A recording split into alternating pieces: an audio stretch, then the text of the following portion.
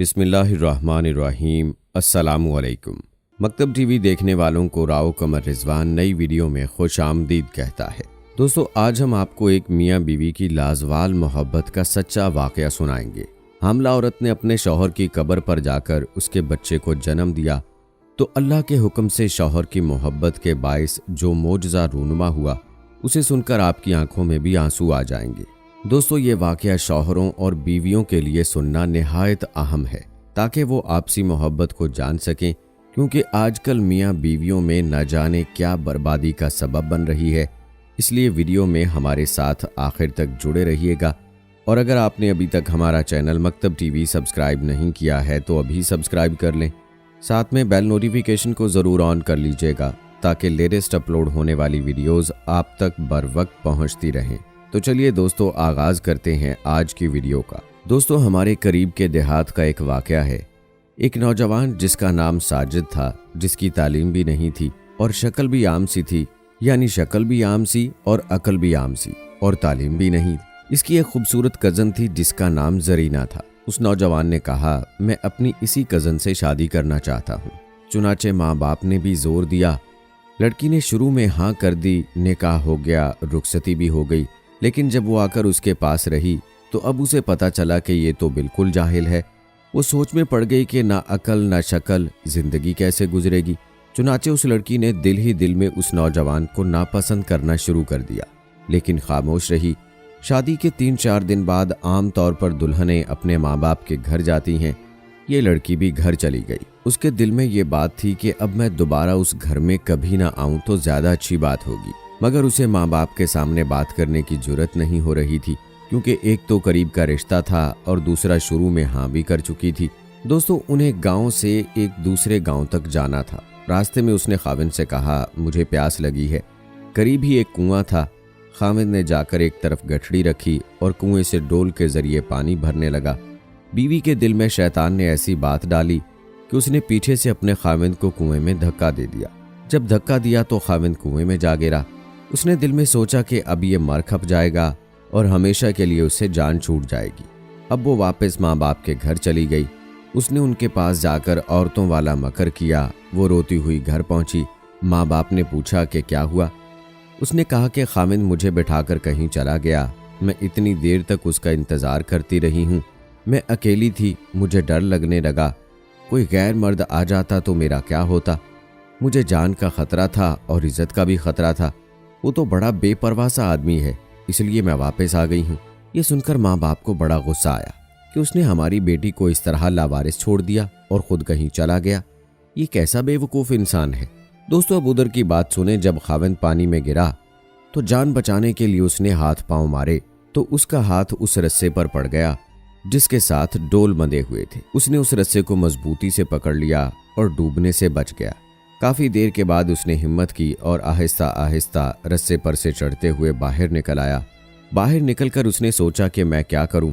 اس نے دل ہی دل میں کہا کہ مجھے توقع نہیں تھی کہ میری بیوی میرے ساتھ ایسا معاملہ کرے گی، پر کوئی بات نہیں، میں دوبارہ اسے لینے چلا جاتا ہوں، شاید وہ بدل جائے۔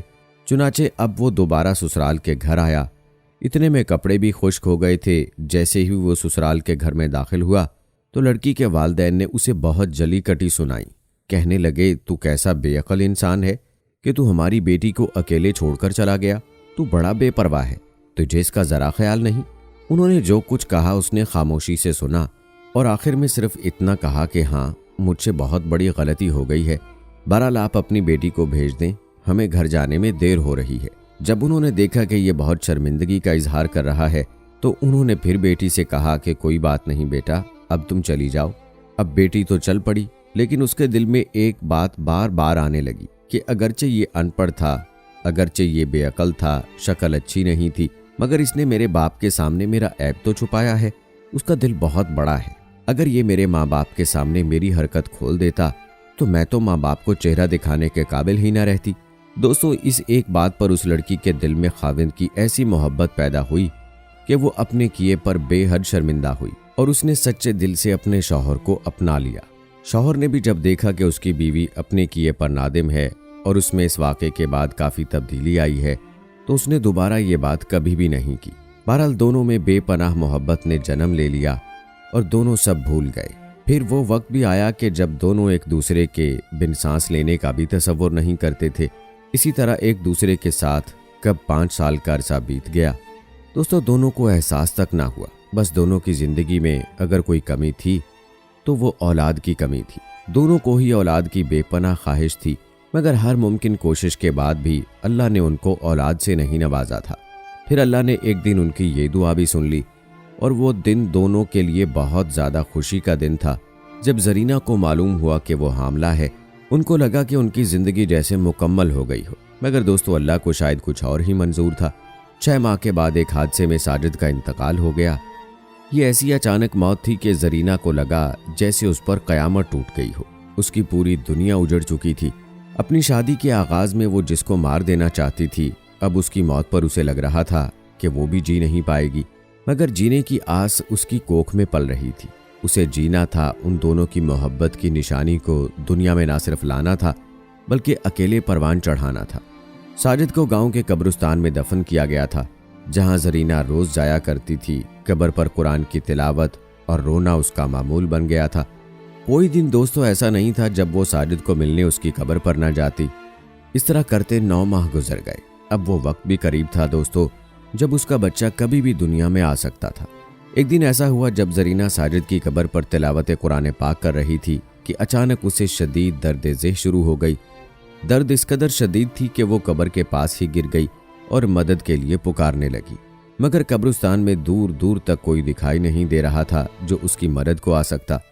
درد سے اسے لگ رہا تھا کہ اس کا آخری وقت آن پہنچا ہے۔ اس نے اللہ سے مدد کی دعا کی کہ یا اللہ، میں اپنے شوہر کی آخری نشانی کو دنیا میں لانا چاہتی ہوں، تو ہی میری مدد فرما کہ تو ہی مدد کرنے والا ہے۔ درد سے زرینہ کو تڑپتے کافی وقت بیت چلا تھا اور کوئی نہیں تھا جو اس کی مدد کرتا۔ درد کی شدت سے اس کی آنکھیں بند ہونے لگیں۔ اس پر جیسے غنودگی یا موت کسی کیفیت طاری تھی کہ اتنے میں کسی نے اس کا ہاتھ تھاما۔ بند ہوتی آنکھوں سے دیکھا تو وہ کوئی اور نہیں ساجد تھا، جسے دیکھ کر وہ رونے لگی اور کہنے لگی کہ مجھے معاف کر دینا ساجد، میں تمہاری آخری نشانی اس دنیا میں لانے سے پہلے ہی شاید مر رہی ہوں۔ ساجد نے پیار سے اس کے ماتھے کو سہلایا اور اس کو اٹھا کر چل پڑا۔